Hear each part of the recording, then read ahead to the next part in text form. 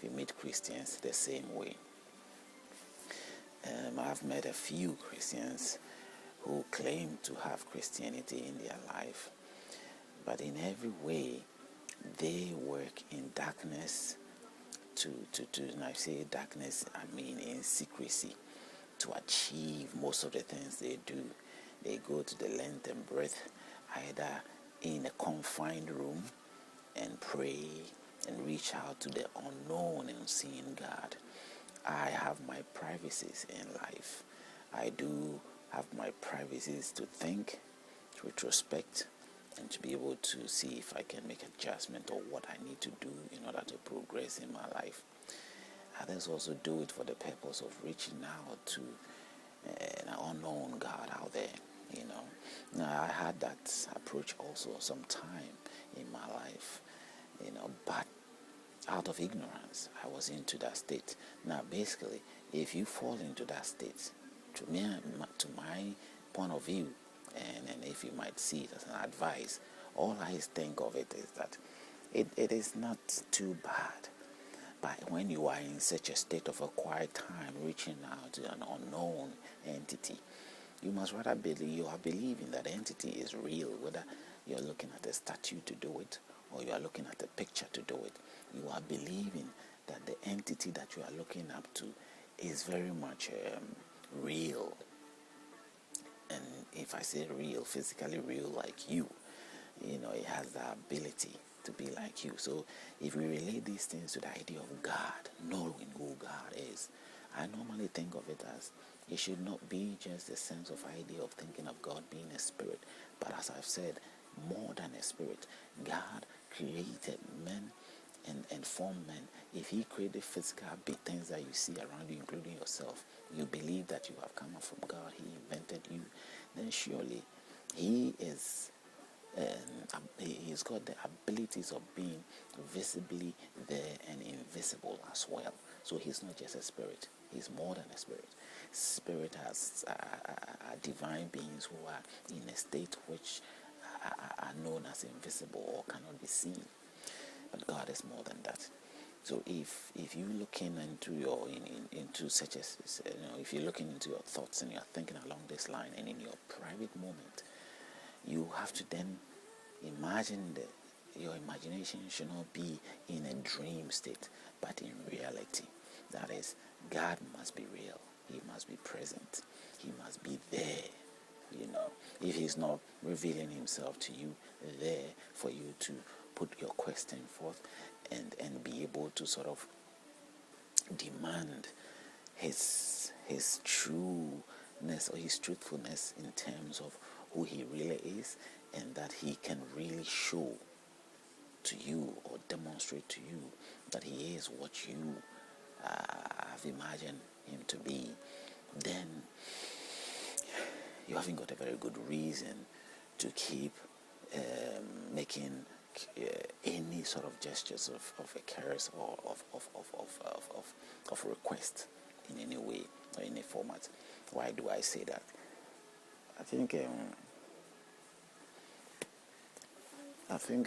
God is not a non-living being. So that is why I put it in that sense. If you stay in the confines of privacy and you reach out to an unknown being, and the unknown being you have believed to be in a spirit state, there are the abilities of negativities and positivities in life. If it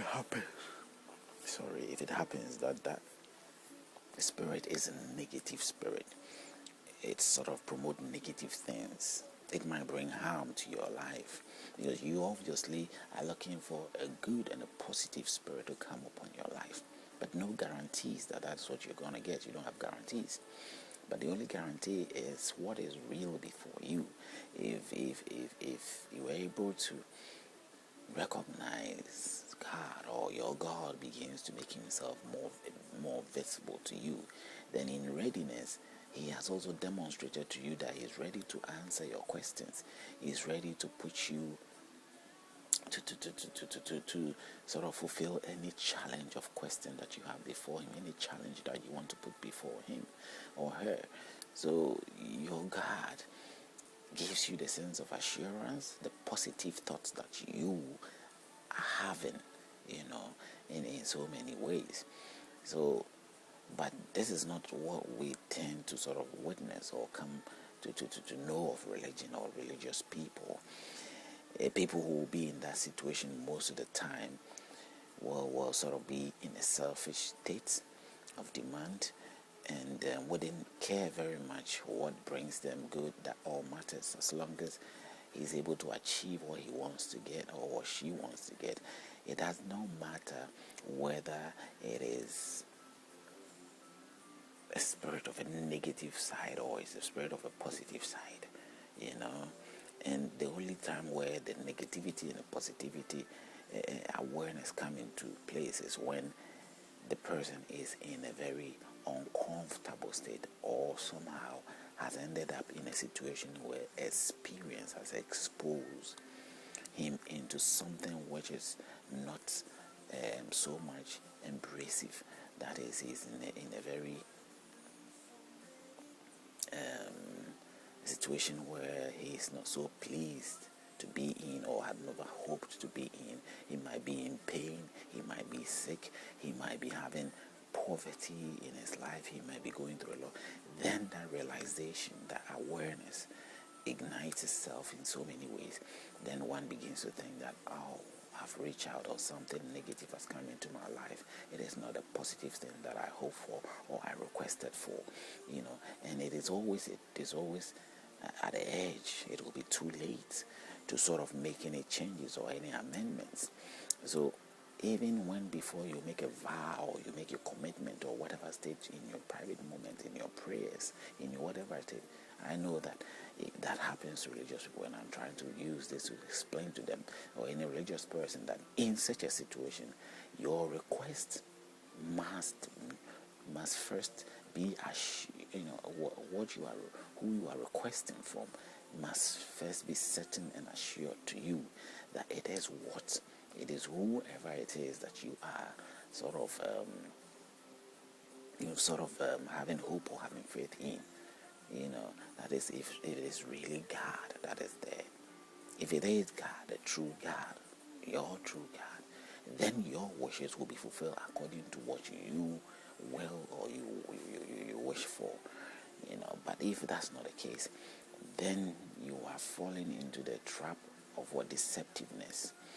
Now, it will never happen as I say or as I'm trying to say, but if I go by the stories of what I've come across both in the Quran and the Bible, those who set themselves out there to prove or demonstrate their relation with any divine God in every way encountered God in reality, in person, and they were assured of something, of guarantees, of which gave them the confidence to go and to do what they have to do to build the faith, to build the empire, institution that they have built. Now, if God has not come with those assurances, then there is nothing that should make you drive yourself into a state believing that encounter you've been through or whatever encounter you've been through, it is God. The encounter may be there, but it may not necessarily be God. So when I go through an experience, as I've said before, my experience has no guarantees of being God, no matter what it might look like.